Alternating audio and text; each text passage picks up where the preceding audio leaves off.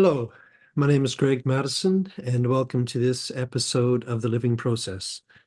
Today, my guest is Leslie Ellis, and she is a doctor of psychology living on the west coast of British Columbia.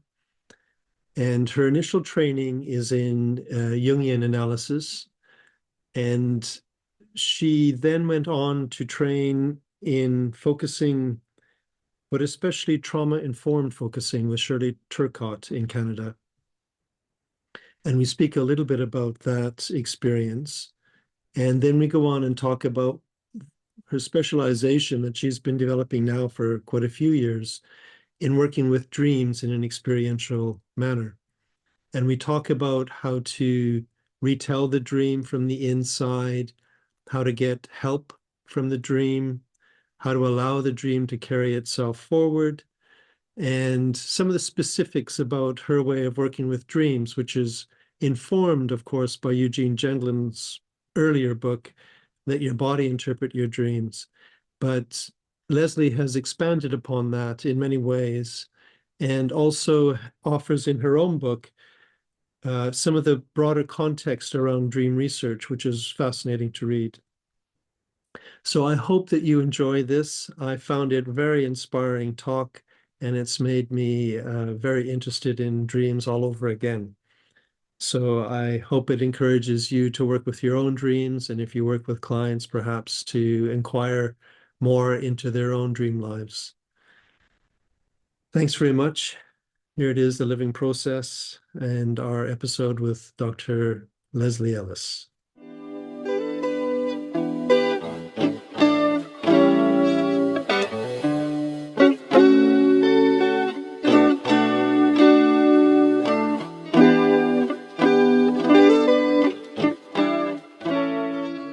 To Leslie, and this is an episode that's probably going to concentrate mostly on dreams. But before we get into that, I'd love to hear, I imagine you've had to tell this story 1,000 times, so maybe if there's a new way that you want to tell it, about just how you got into focusing. Yeah, no, I haven't been asked that question for a while, so I'm happy to jump in. I was first introduced by a very dear friend who had found focusing as a way to process some very significant trauma that she experienced. And so she introduced me to Shirley Turcotte, who is a Aboriginal focusing teacher. And I was at the time I was studying for my master's in counseling at Pacifica Graduate Institute. So I was studying Jungian oriented therapy and absolutely loving it. And then right when I finished and was about to start my counseling career, I had been a journalist and it was a big shift for me. I got pregnant with my lovely daughter Grace, and I couldn't really launch into my career at that point. So I thought, well, I'll just keep my mind in it, and I'll learn focusing. I took Shirley's 2-year focusing oriented therapy training, and well, this baby was growing in my belly. It was a very interesting process, actually, trying to clear space when you have something living inside you. I really couldn't, actually. Grace and then actually got, she was born during the process of my training, so she got handed around through this whole group of beautiful women, and at the end, Shirley presented everyone with a beautiful Aboriginal print, and mine was different. Mine was unique because it had a pregnant woman sitting under a tree. So that was my introduction to focusing. Nice. So was there something in the body work that kind of spoke to you, or what was it specifically about focusing that made it worth doing a training in? I very much have had a rich inner life since as long as I can remember. I've been kind of a loner and kind of a daydreamer. So having just a dialogue, an inner dialogue was very, familiar to me. But bringing the body in was a step that I felt like was really important for my ability to stay kind of present and grounded, because I could drift away quite easily. And I was also encountering in my, it seems like when you first start your career as a therapist, they throw you right into the fire. I think I've faced some of my most difficult cases right at the start. And Yeah. I really didn't know how necessarily to help them through talking. It didn't feel like enough, honestly.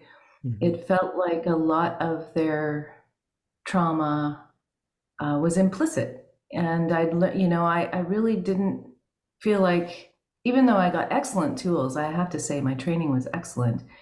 This piece about implicit trauma and early trauma was just a critical one. It really added something that I needed to help with those really early places, or those wordless places. And I really credit Shirley for teaching me how to listen um, in more intuitively and more into the body in a much larger sense, the body in terms of the history of the body and the person's whole story going back generations. Her focus isn't so much present life, it's a much larger perspective. And I was really grateful to have that brought in. It really helped me to help others, and it helped me with my own story too. I had a sort of a rough start in life. I was born very premature and was put in a lonely incubator for about 6 weeks. And so I had this, I think that's where I got my initial um, desire to always kind of go in. I think I had to sort of figure some things out early on that I didn't really have words for. So focusing gave me a language for some very deep, important things for myself and the people I worked with. That's a very um, specific way to start one's existence. Mhm. Yeah, Yes. that immediately makes me wonder what that's like. Um, but one of the questions I have, do you actually teach groups focusing oriented therapy or? I do. It's been a whole journey. I did for about 10 years or more. I taught like a 2 year focusing oriented therapy certification program. Hmm. And then I started recently doing an integrative program with Jan Winhall and Serge Pringle. So I teach Dreamwork in that as a sort of we do modules, and I teach Dreamwork, and Serge teaches his group methods, and he's very masterful at group process. And then Jan teaches the trauma and addiction piece. Mhm. So I've been mostly now focusing on dreams, but it's interesting because I teach with the Jung platform, and they've invited me to teach purely focusing as part of my teaching on the Jung platform. So even though they're very much interested in dream work, I've married focusing with dream work, and I find they work beautifully together. But they just got so intrigued about the focusing itself that now I'm offering focusing for the Jungian community, which is really kind of a nice twist. Yeah, it seems like the body has kind of arrived on the map of psychotherapy finally in some way. Yes. Yes. Yeah, it's become the sort of a latest and Yeah. catch, not just a catchword. It's actually really genuinely been picked up by people who have, well, I think encountered the same thing that I did, which is that there's only so much you can do with words, and the body has got so much um, more to say, or there's a way that it has to be implicated in the healing process, or it's not deep enough. It just stays on the surface. Yeah, definitely. The reason I asked if you're teaching is I often have a question when I first just do an introduction to focusing or focusing oriented therapy. Someone always asks about trauma. And I'm curious how you answer that question. If it's somebody that's new to focusing, they're new to kind of bringing their awareness into their body, and they immediately think this is scary or dangerous or something, and they think about trauma. How do you answer that? That That's a big question.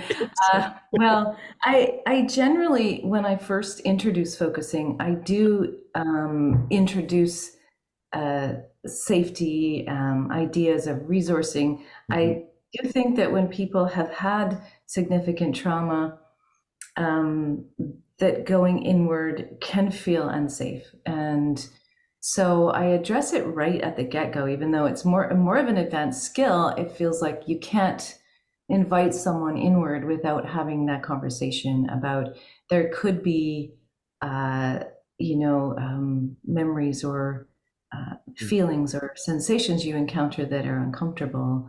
And so I teach right away that it's your body actually has some inherent safety mechanisms built in. And there's a reason that you might decide, your body might just decide to take you right out of there. And it's not a bad thing.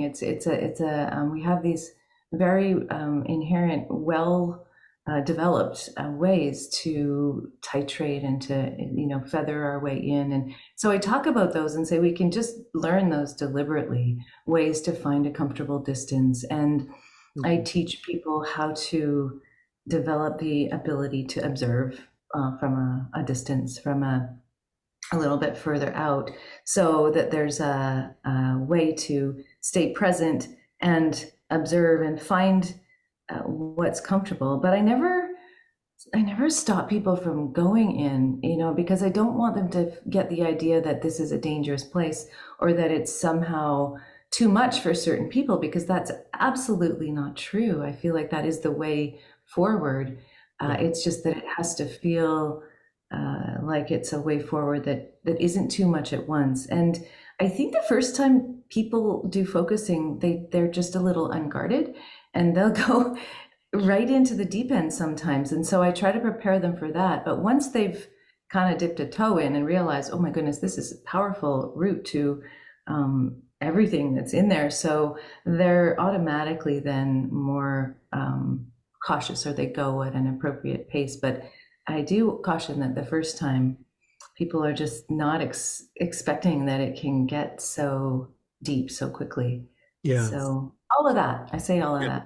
that. I mean, I like the way you've said that because it is kind of like jumping ahead and giving some markers of something that's a little bit more sophisticated, but having that even as you're just beginning, because the practice can seem so simple. Yes. And yet it can be so, as soon as you close your eyes, bring that attention inside, it can be really surprising that, wow, there's something there. Hmm. Yeah, and often something that's been waiting for a long time, so might speak quite loudly. Yeah. Finally, you're Yeah, here. Pay exactly. attention. Yeah, Yeah. Mhm. exactly. So I'm curious, the main topic, and one of the main reasons that I wanted to talk to you is about dreams. And I'm Yes. curious how you got in. Is it personal? Did you kind of were you fascinated by your own dreams and decided to get more into it, or how did it happen? I've always been fascinated by dreams and by kind of the unseen realm and that whole world of imagination. And I honestly lament that as children, we just have a relationship with imagination where it is more real to us, and that somewhere along the way, that sense of wonder gets quashed. And dreaming to me is a way to reignite that sense of wonder and a sense that there is something larger and outside of ourselves that is in a way magical. And so I have always had this interest in that imaginal realm and my dreams. I'm a big daydreamer, so I've spent a lot of time just kind of in this active imagination process before I had a word for it. And I've been interested in my dreams. They've been something I've always written down and I've always paid attention to. But I didn't really get into dream work professionally until I did my master's in counseling at Pacifica. And I'd been seeing a Jungian therapist. So I'd been, talking about my dreams and drawing my dreams. And my dreams were, I had a whole series of dreams speaking about my difficult start in life or my interesting start in life, I had a whole series of dreams about that, about being in an incubator, about being. I had some near-death experiences that got mixed in with that, and some of the most amazing processes I had in my own course of therapy and my own training, which included some practice, was via my dreams. Mhm. The dreams gave me images for experiences that I would not have had access to otherwise. So I feel like as a therapist, they're just an amazing resource that if I didn't have dreams to refer to or dream-like sequences, because you can also create waking dreams that will take you to the same terrain, and not everybody recalls their dreams. So I Yeah. do think of daydreaming and waking dreaming as another route in. But without that, I just feel like there's so much really deep, important material that doesn't get talked about. And Yeah. dreams bring up, the difficult or the hidden or the repressed or the things we avoid or the memories that are inaccessible. And they do so with images, so that we have something to hold on to that we can work with, because a lot of the material can't be worked with directly. But the dreams are very helpful at giving us really startling and incredible, creative, strange images, so that we have something to work with, something that we can explore. Yeah. Just out of curiosity, when you started working with your dreams in Jungian analysis, was that a different way of working with dreams, or did you do it kind of similar to how you ended up developing dream work? It was very similar, because the person that I worked with, that I think of as sort of the most profound dream work I did, was with a man named John Allen, who really, even though he wouldn't say he was doing focusing, it was. Okay. It really was. It was the same kind of process Yeah. of, and there's added pieces in that. It was definitely a process of felt sensing and letting the image speak, but then layered onto it is these Jungian ideas of having dialogues with dream characters, or becoming them, which Jenlin wrote about dreams as well, and these Jungian methods of embodying characters. So you're taking the felt sense a little bit further. It's sort of it's a hybrid of active imagination and focusing. But I think without the ability to do focusing, these methods don't really work. They just don't. You have to have that ability to sense in an authentic way and let it carry forward. And I think when people are doing this process in a deep way, like John was, that it isn't different from focusing. I would, if you looked at a session, you would think that that's what he was trained in, honestly. And I know focusing is not. It's a process Jenlin found and described in a way that anyone can find, but other people have found it via other ways. And Yeah, so, yeah, definitely. so I would say long-winded way of saying, yeah, yes, it was very focusing oriented, my own dream journeys. Mhm. I want to ask one more kind of big general question, and then maybe some more kind of specific questions about how you work with dreams. And I love working with dreams with my clients. I Not every session, but very often I ask my clients if they have any dreams. Mhm. Um, but I feel like I can learn a lot more about how to work with dreams. So I want to ask some of the specifics. But before that, when you talk about the Jungian way of working with dreams, it reminds me of something that Gendlin wrote at someplace, maybe in the Dream book, where he talks about the dream as coming from the big system. Mm. And that sort of reminds me of some of the Jungian archetypes and sort of, this is my sense of it at least, some of that indication that what comes in the dream may not just be personal or personal symbols, that in some way we may be gathering up something more than just our biography. And I'm wondering what you think about that. Hmm. I have this whole, in my dream courses, I have this whole section I do on, I call it the dream divide. And it's this idea that you presented, the dream comes to you. And I think there's mostly a tendency to look at the personal associations and what this means for me and my life. And then I think, more older cultures, traditional cultures tend to look at the dreams as transpersonal, as collective, as the dream doesn't belong to the person, the dream belongs to the community or to humanity. And so I talk about this because you can see that if you go down one way, you're going further away from the other way. So I think all dreams have at least some of the bigger realm, the archetypal realm, or however you want to phrase it, this transpersonal realm, that all dreams have something that's universal in them. And in fact, if you want the dream to enlarge you as a person, if you look only for personal associations and how this is related to your daily life and what kind of psychological development you can glean from it, you're missing the chance to expand your consciousness and expand the way that you interact with the world. So I like to start with the bigger picture, and just to feel into the dream as if it's a work of art or a gift from God, or however you think of that larger realm, Mm-hmm. and just let it be its own autonomous thing that we relate to in a way by experiencing it.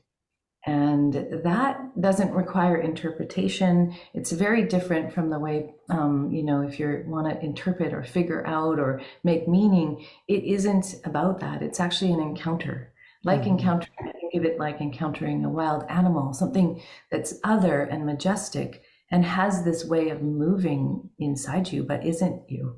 And I feel like that's almost a bigger gift from dreams. And they do illuminate our personal lives and situations beautifully and importantly in a lot of cases. But the ability for dreams to enlarge our consciousness, I think, is even more important. I And love so, that. Yeah, I love that. It's almost as though the dream has its own autonomous existence in some way, and we're invited to share that. yeah. That it feels like that brings a more profound depth to it. Sometimes I have clients that will present a dream and they will say, that's not really about anything, or I guess that's self-explanatory. Yeah, it's You very can feel common. it kind of going flat. It's Mhm. like, so I'm curious, how do you work with dreams? Do you have a kind of a set, not a set format, because I'm sure it's very different with every single person you encounter, but do you have any kind of general way of working with dreams? I do, yeah. I have a fairly systematic approach that, of course, then can be altered depending on the dream. But I start by inviting the person to tell the dream from inside the dream. So, meaning that if you have a dream, you don't just read the words on your journal, although you could do that to bring it back into your memory and bring back details. It's good to read what you've written first, but then put that aside and go into the dreamscape. And in this way, you can only work with dreams that are what my friend Robbie Bosnick calls living dreams. He's a Dutch Jungian analyst who works with dreams in very much a focusing oriented way. Although he didn't take focusing training either. He does exactly that. So it's really funny. But I agree with him that the dream has to feel alive. So you need to be able to go into the dream in your memory, in your body, and have it still be there. Not just your memory of there was a tree and a person, but you could actually see the dreamscape again and walk into the dream. So I invite people to tell it from first person, from present tense, as though they're dreaming it again. And what happens is really interesting, because lots of things come in that process that weren't written down. They remember things that weren't even necessarily noted.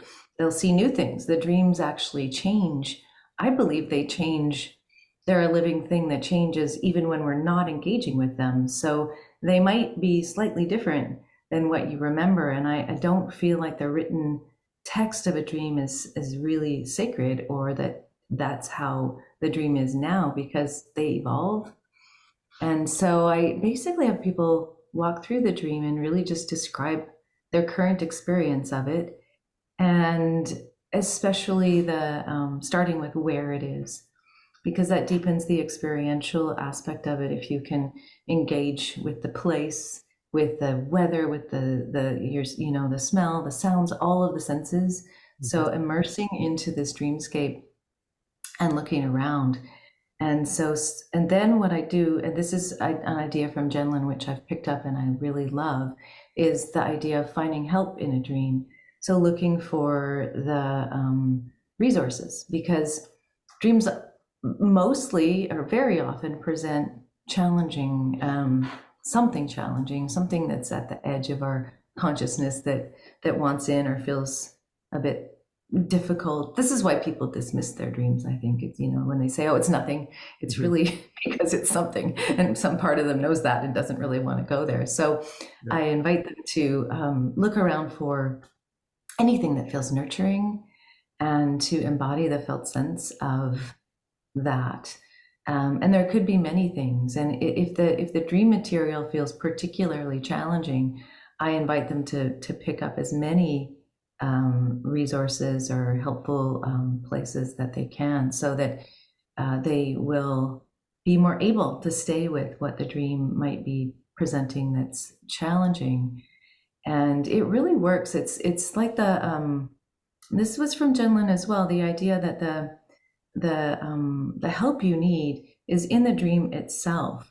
And it's different from, when you're working with trauma. I know this is a very important practice, to be grounded and resourced and find your internal resources. And I suggest people do that with nightmare work, and especially if the dream doesn't have much help in it. But mostly, if the help can come from right within the dream, it's much more potent and appropriate to whatever the encounter is going to be. So sometimes that process alone of walking into the dreamscape and richly reimagining it, and then finding what are helpful resources, finding the felt sense of that, carrying that, is all that's needed. Lynn said that, once you've done that, you've gotten what's really important to get from the dream, and the rest is kind of like, if you want. But I don't usually stop there. Then I usually invite them, armed with the help that they have with them in their bodies, to look at the images that might be most puzzling or most challenging, or they might be most curious about.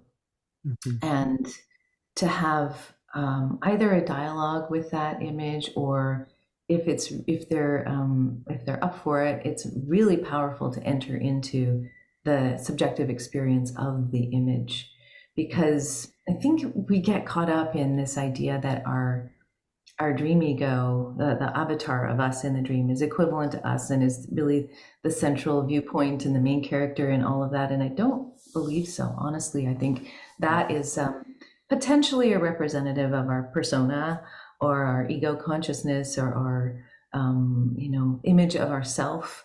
It's usually a kind of fumbling, incompetent figure that can't find their way, is always in trouble. It's not necessarily the only place to visit, and not the most powerful place, really.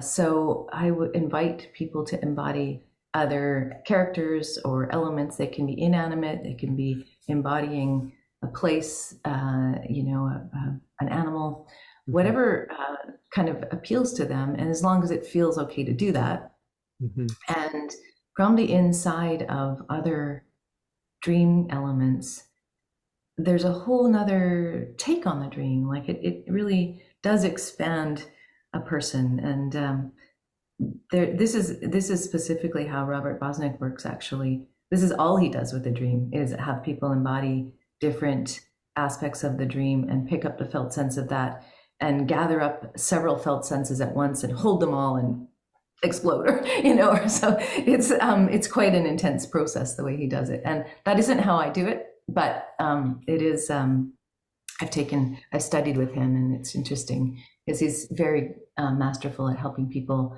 really get inside of dream elements and not to decipher them or to take them on as like a gestalt idea. It's not like, oh, this is an aspect of myself. It's sort of hubris to think that all of these characters are, shards of us. That goes against the idea that these are actually universal transpersonal forces. But if we feel into them, there's a way that the puzzle of the dream, if there's a mystery or a why am I dreaming about this, or why is this here, a lot of those questions just become clear from that internal experience of other places in the dream. And there isn't a lot in the way I work of interpretation. It's really more experiencing and letting that insights will drop in after that. But I think of them as a byproduct and not the goal. So I will find help and then invite people to embody different elements of the dream. And the other part is from Jungian psychology, which is to dream the dream onward, or active imagination. And we're already kind of dreaming it onward when we do these things, like enter the dream and become different characters or talk to them. But then there might be a natural desire for the dream to continue or for something to shift. The biggest shifts I see are that people might initially be afraid in some way of whatever's happening in the dream, or it might be kind of a dire situation. And yet when people can feel resourced and go into the dream with company and with curiosity, it's like how our perception of things is very state dependent. So when people feel a little more curious and open to what the dream is bringing, the dream itself changes. Something that was dead comes to life. Things like that happen very often. And the dream itself is a different dream. And it needs no interpretation. It has changed. And that is really interesting. Yeah. Let me just say that back to you, because that's fascinating. I was just kind of imagining it as I was listening to you, that in the dream, if you get the help in the dream, you get that kind of energy from the dream, and you look then at different aspects of the dream, some of which may have been troubling, they can come alive in a fresh way, because having embodied that other energy, you now are different somehow. yes. Yeah, that's fascinating. Yes, and it happens really fluidly. An example I like to give is one of a person who just wanted to try this method and is happy for me to share it. And she was in the dream, she was in Dublin, which is her hometown. And there's a bunch of things that happen in the dream, but one of the most significant things is that she actually, I think I'm going to use a different example because it's a better one. I'm thinking that one is there's a lot in that, and I might get the details wrong, but this one, she's being prepped for surgery, and it's kind of not clear whether she really wants this or whether it's being forced upon her. There's a little ambiguity, a little tension. It's not like a terrifying nightmare, but it doesn't feel good either. And she's on like a balance beam, and they say like, okay, take the snakes from her wrists, and they take one away, and then the other one, I think it gloms onto her leg or something like that. And the surgeon is albino. and kind of an ambiguous figure. And so the really magical part of this dream work process is we walk through the dream and we do pick up resources, and then I ask her to embody the surgeon.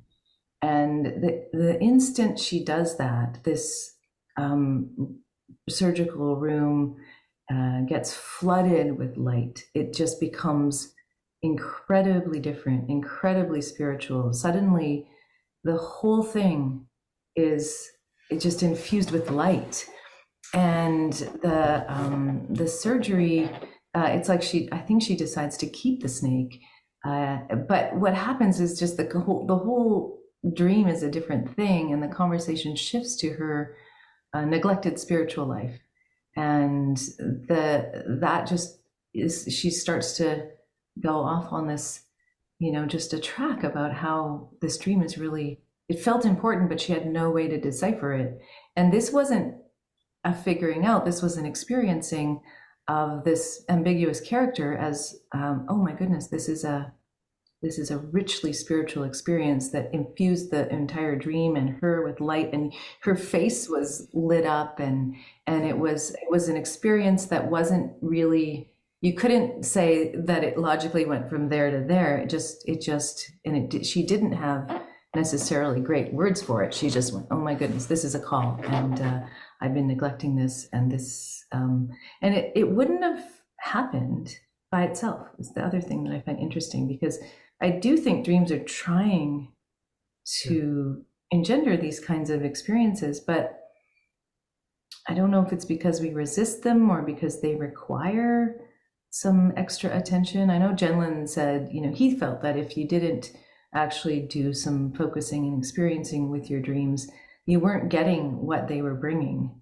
And I think we do get something, but not as powerfully or not as consciously as if we really go into the dreams and allow them to work on us. I think of them as working on us versus us working on them.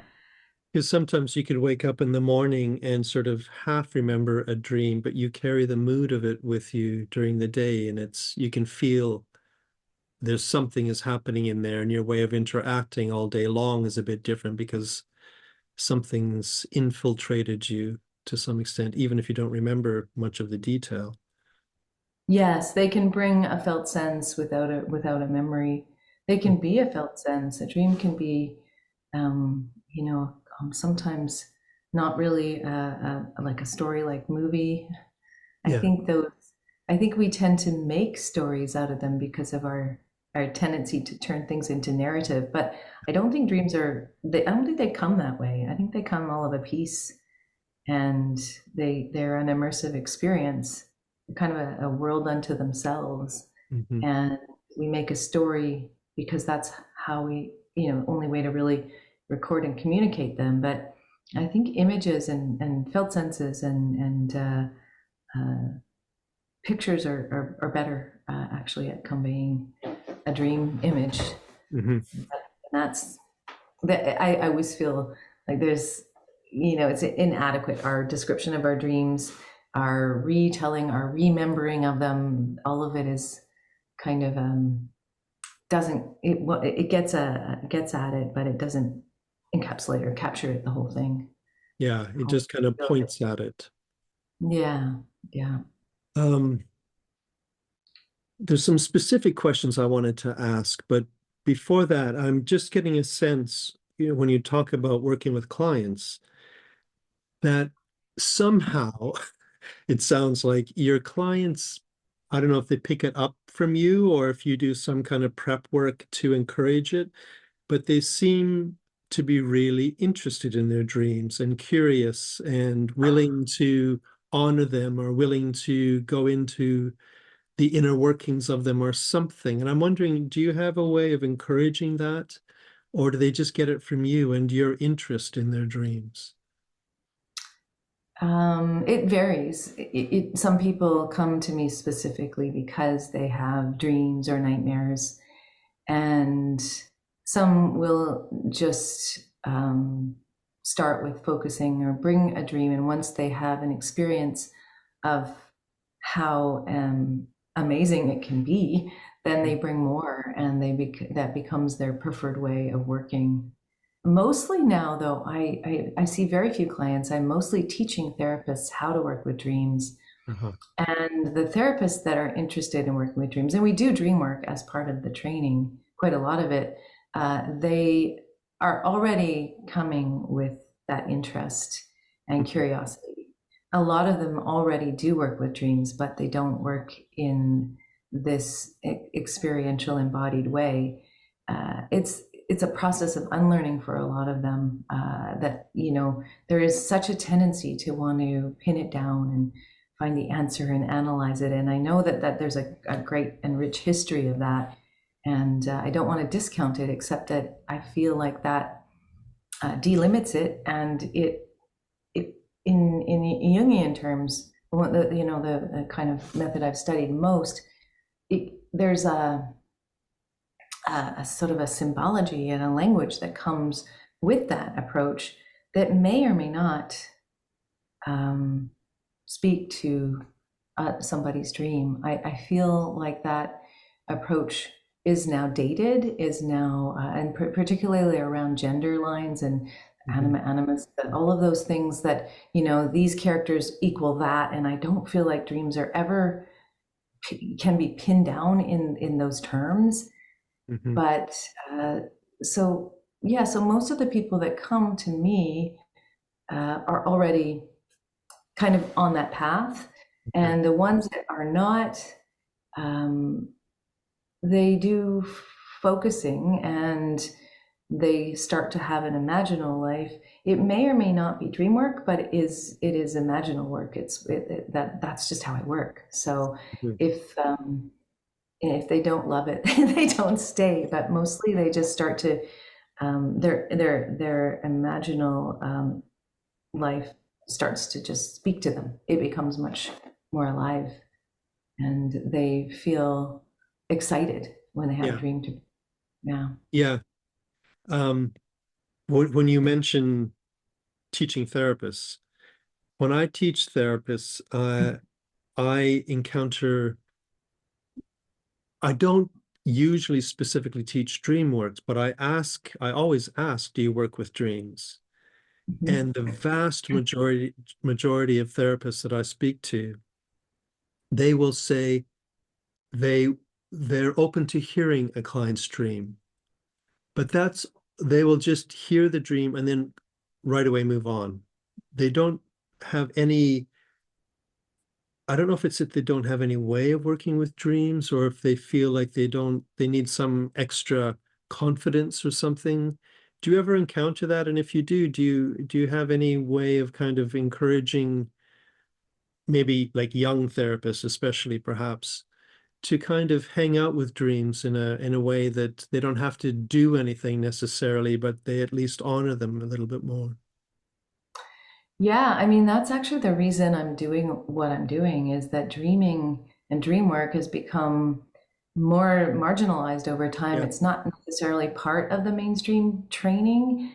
I feel like it's such a tragedy to not have it be part of a therapist's repertoire, and especially when a client brings a dream that feels big and important, and you as the therapist can't entertain it. It's sending them the message that you're not interested in their inner life.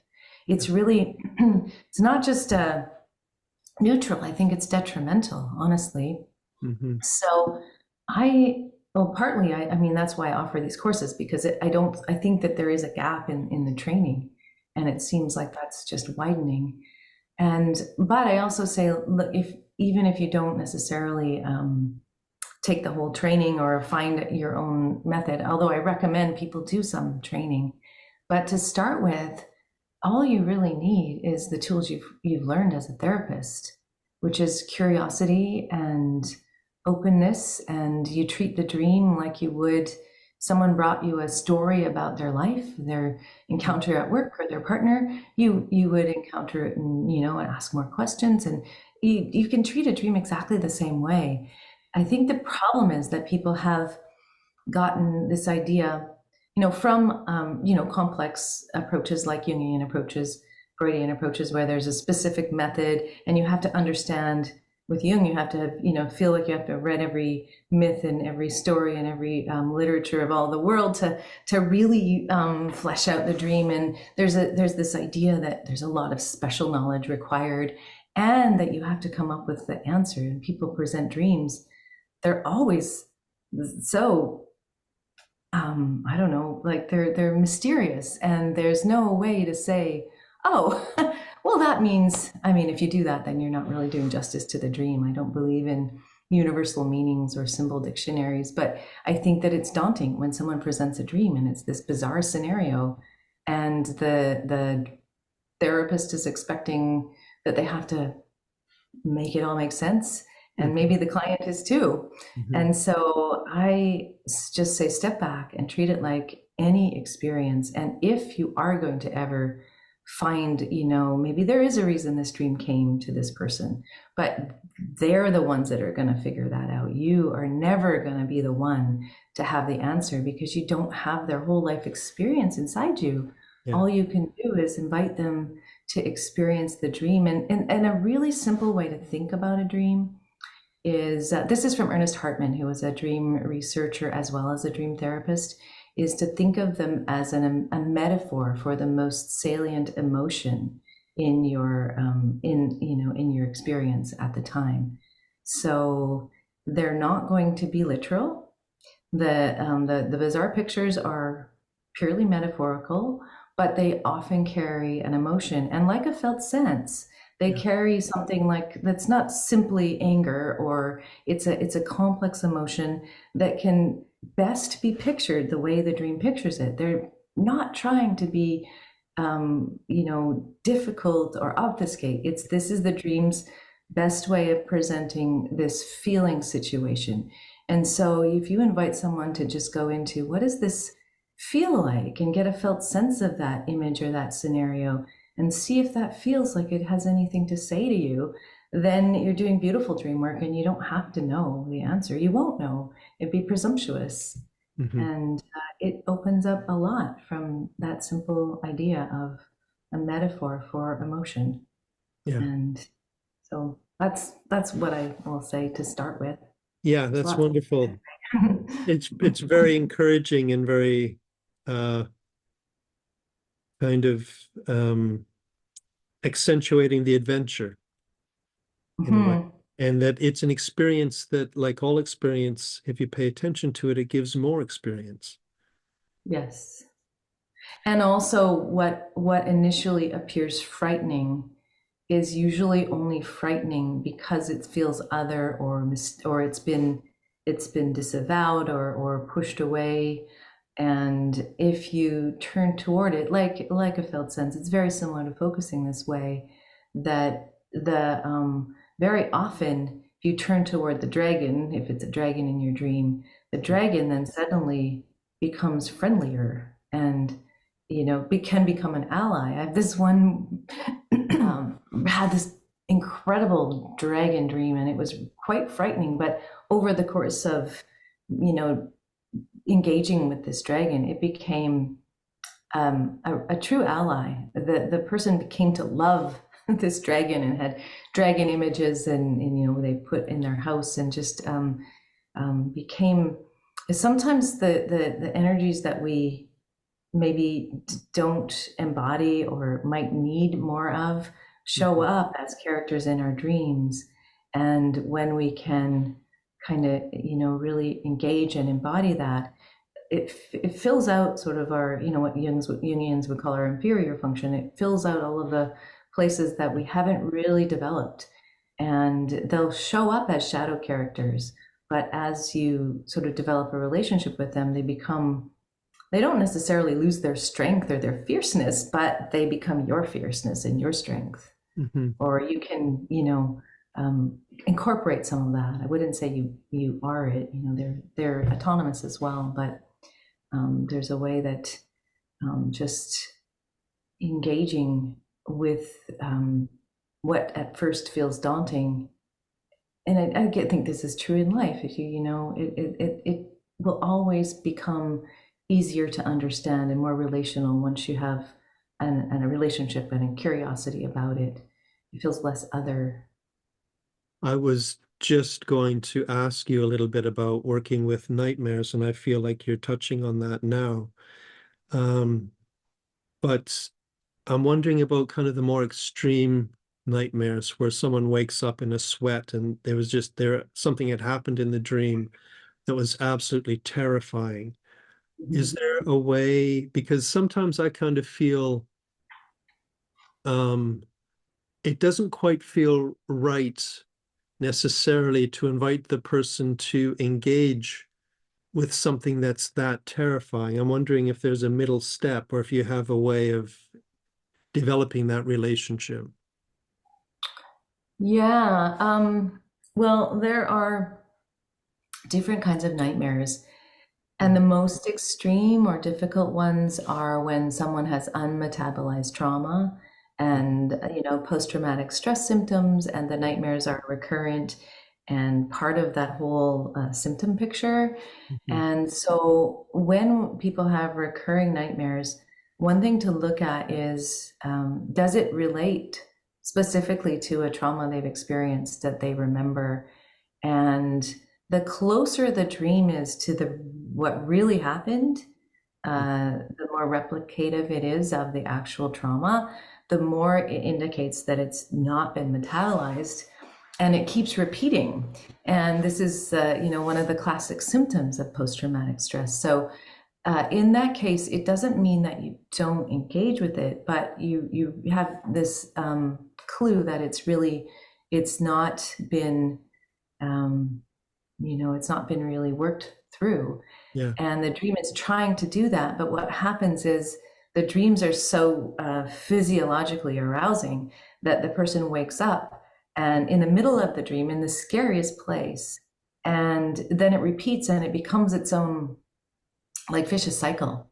And so I feel like it's actually very important to work with those dreams Mhm. because otherwise they actually drive the post-traumatic stress symptoms, and they kind of build on each other. So the way to work with those dreams is this is from Jung, the idea of dreaming the dream onward, and it has also become a very well-researched cognitive behavioral method called imagery rehearsal therapy, that they basically take the dream and imagine a new ending. And so starting from, and you can vary the level of exposure to the dream material. If it's really fresh and the trauma is really not metabolized, what you do is enter the dream right at the end, right where it stops, and sort of don't go into so much of the trauma material, but to say, because it often stops in the worst place and the person clearly has survived it and things did progress beyond that, but they get stuck there. And they also, because the dreaming, so it's not completely understood what dreaming does, but it's implicated in consolidating our memories and regulating emotion. And so what the dreams are trying to do is, I think the emotion is there to make us pay attention to something, dream about it, and then as we dream about it, it gets kind of distributed into the associative networks that would be our memories. And when that doesn't happen, like in post-traumatic stress, then those memories don't feel like the past, they feel like the present. Exactly. And so this memory consolidation process is being stalled out because the person's waking up and their dream life isn't doing its job. So you want to kickstart the process by letting the dream continue. And I've done this so many times, and it's always worked for me. It's always made a difference. Where you imagine into, okay, the dream stopped here. For example, this one example that where a woman was, I did my doctoral research on this, so I have lots to say about it. But this woman was in Congo in Africa, and she was her father was part of one faction, and she was being confronted by people from the other tribe that was they were kind of at war, and they thought she had information that was implicating them. And so they accosted her, and she thought she was going to be shot. And her dream was always about that, and it always stopped right there. And so in dreaming the dream forward, she basically had a freeze response, like she couldn't speak. And in dreaming the dream forward, it was what she did was she stood up and she spoke, and she just said, "I have nothing to tell you," and something as simple as that. And then she's had a subsequent dream where somebody came, and she had children in her care, and someone came and took her away, which I believe is what actually happened. But after that, she never had that dream again. She'd had it for years. She'd had it for frequently for years. It was her biggest complaint, and simply letting it carry forward stopped that dream. It isn't always work quite as beautifully as that, but it will always change the dream. And this is what happens in naturally in dreaming and nightmares. Even with Holocaust survivors, there's been a study of dreaming of Holocaust survivors. So the worst trauma you could imagine, their dreams start to shift from what really happened to starting to have some temporal anomalies, things like what happened yesterday and current characters, and some feelings of hope infiltrate. And you can say that that is a trauma that is being integrated, and the dreaming actually shows you it. And so you can engender that process by starting to weave in some current events, something that, you can have them imagine it forward and let it it doesn't have to be what really happened next. It's just where the dream wants to go next.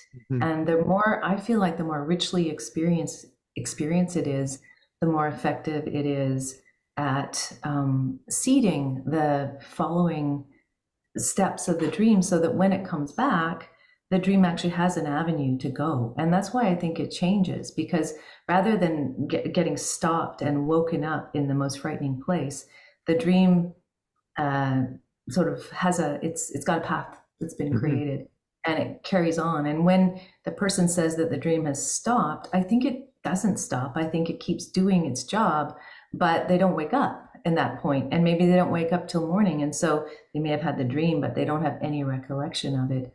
And over time, then that particular trauma experience becomes a memory as opposed to something really current. Yeah, that is so interesting and really helpful.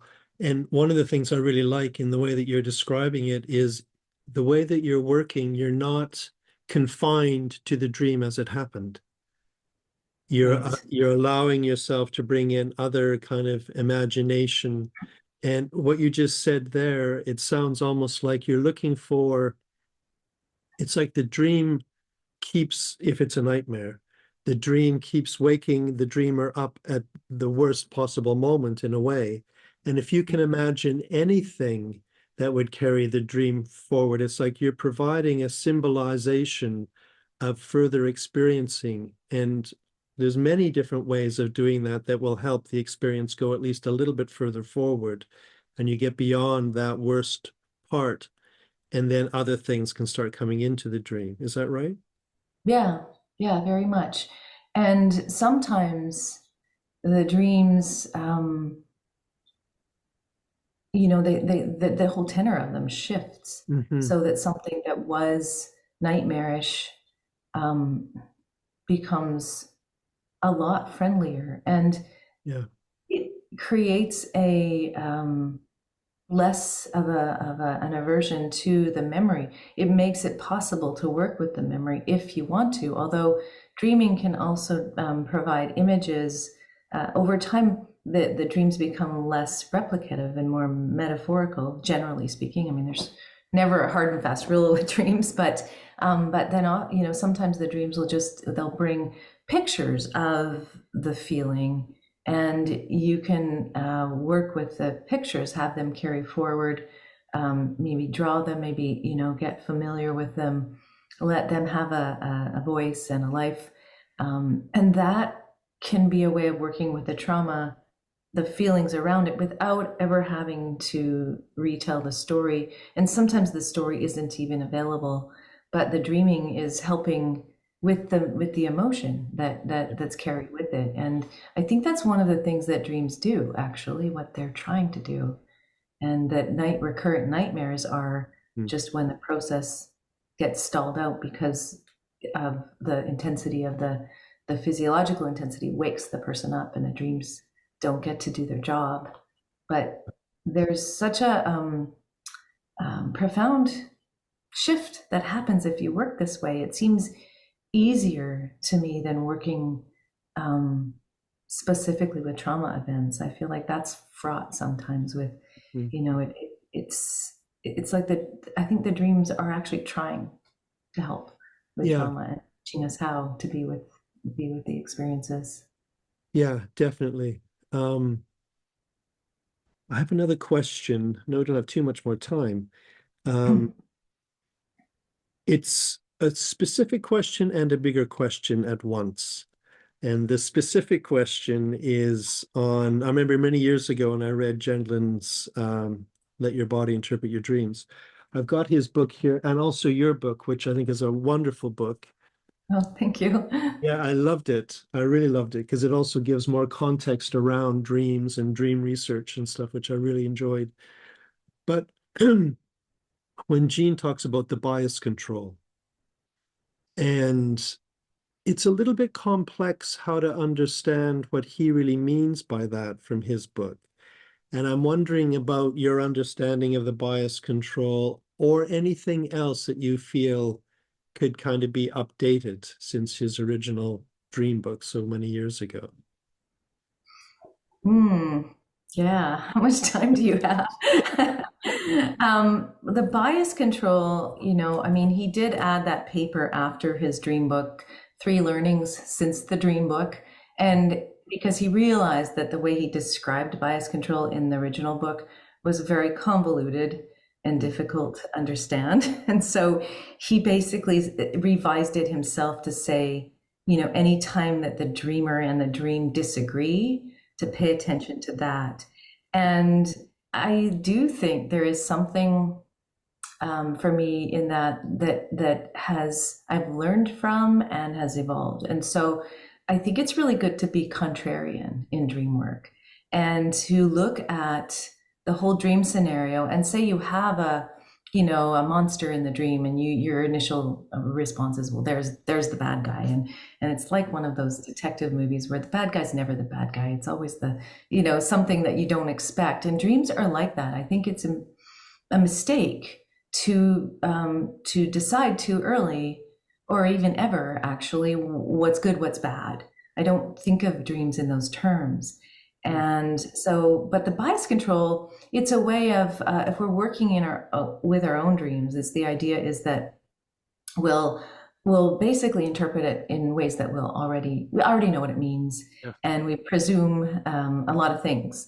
And so this is taking that idea completely away and looking at the dream as if it's a completely different world and we know nothing about, and we can't presume anything about anything.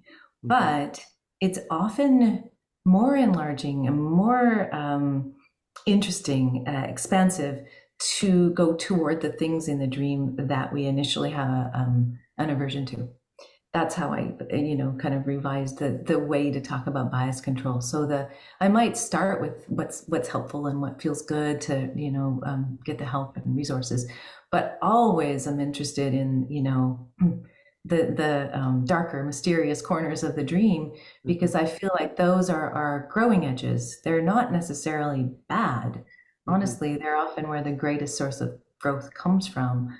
But there will be an initial, I don't know, that comes with every dream anyway. The whole dream, often people have this, I don't know, that means nothing. I'm going to just, I already know what it means. Those are all ways to avoid it. And then within the dream, it's a way of just being like, I really don't know anything about anything here. This is a world unto itself. And what looks very, very frightening might actually be my greatest ally. And to never presume.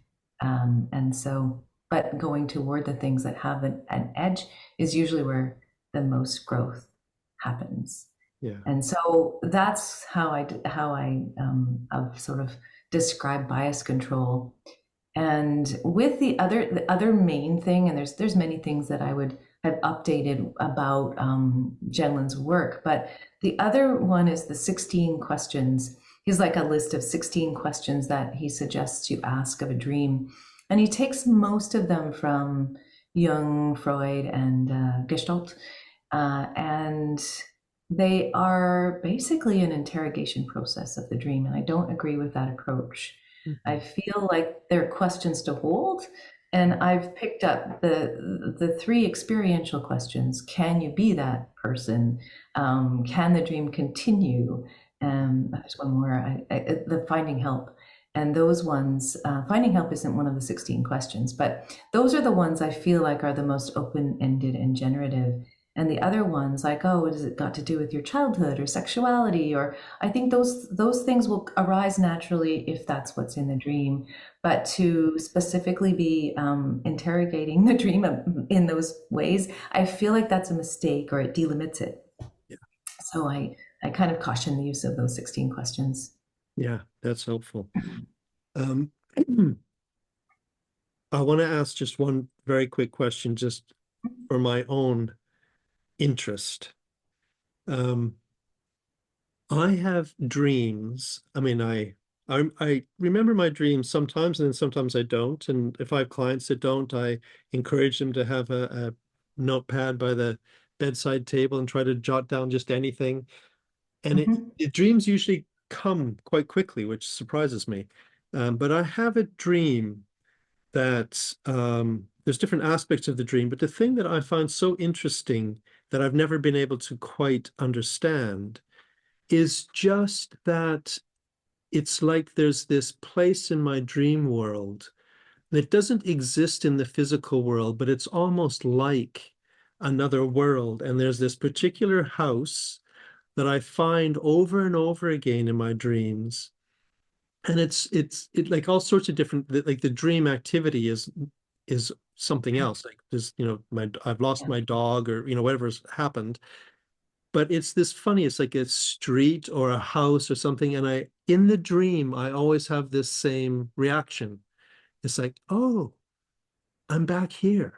Like I recognize it as a familiar place. And I'm always curious about that, why I have made for myself, if I think of it that way, this alternative, familiar sense of home, sort of in the shape of a house in my dream. Does that make any sense to you? It does. Yeah, I have a place like that in my dream world as well. Yeah. It's more yeah, a landscape. It's more outdoors, but Hmm. I recognize the place when I go back to it. Hmm. I feel like, I do think the dream world is its own world, and I think it has places that exist that we can visit. How that works, I mean, some people suggest, oh, that is another parallel life we're living, or that it's a real world that is on a different plane, or there's many ways that people try to make sense of it. I can't say that I know. I think that's one of the things about dreams I love is this is part of the mystery, Hmm. but it can be one of the things that you can do if you have the awareness that you're dreaming is to ask, what is this place when you're there? Hmm. And an avenue to becoming lucid in your dreams. If you have a place that, or an event or a thing that comes up often, to Hmm. just as you're sleeping or going to sleep, to see the idea that when I come to this house, I'm going to realize it's a dream. And then you can maybe from within the dream ask, what is this place, and see what it says, because that will probably be more telling than anything I could say about it. But I do have that experience as well, and I do love that there's this familiar place I visit, and what it Hmm. is it's a mystery. Yeah, I love it too. And it certainly feels like another world that has particular places that continue even when I'm not there. Hmm. And I can Hmm. go back to, and there they are again. Yeah, That's, but they might have evolved, or years might have passed, or yeah, something. exactly. Yeah, yeah, yeah. It is fascinating. I don't know what to say beyond that. Well, I feel inspired by a lot of what you've said, and it makes me um, interested in my dreams all over again. I'm just curious, as we come to the end, if there's anything you would like to add, anything else that we didn't touch upon, or No, I think your questions were excellent and covered all of the main things I would have said, but in a really nice way, a nice flow. I just want to say, to everybody who's listening to this that, really, I just encourage you to turn toward your dreams because they'll enlarge your consciousness and enrich your life. And there's a tendency to dismiss them and to think of them as nonsensical and silly, and they're just not. And so I'm hoping that people will be encouraged to, just to experience their dreams more deeply and get the richness that comes from them. wonderful. Thank you so much. I really, really appreciate talking to you. Yeah, thanks for having me on this series of conversations. I really just appreciate being able to talk with you and spread the word. Yeah, terrific. Thanks Hmm. very much. Okay, thanks, Okay. Greg. Yeah, bye Bye for for now. now. Bye.